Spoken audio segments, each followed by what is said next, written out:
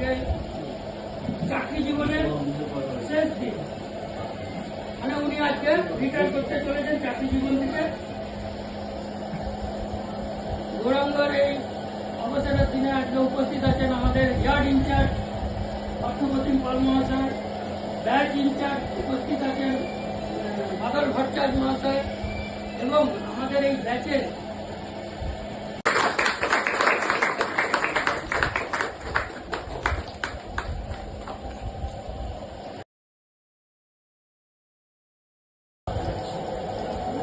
দিন দিন আমাদের স্টাফ সংখ্যা কমছে। ফলে কি হয়, যদি একটা ভালো লোক, ভালো কাজের লোক চলে যায়, তো সেক্ষেত্রে ব্যাচের যে ইনচার্জ বা ব্যাচ যে কাজ চালানো খুব মুশকিল।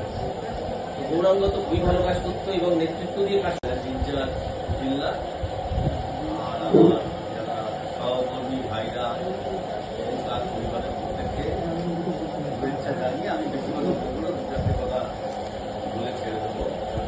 গৌরাঙ্গকে দেখলে প্রথম কথাই মনে পড়ে মান্নাদের একটা গান, একই অঙ্কে এত রূপ দেখিনি তো আমি।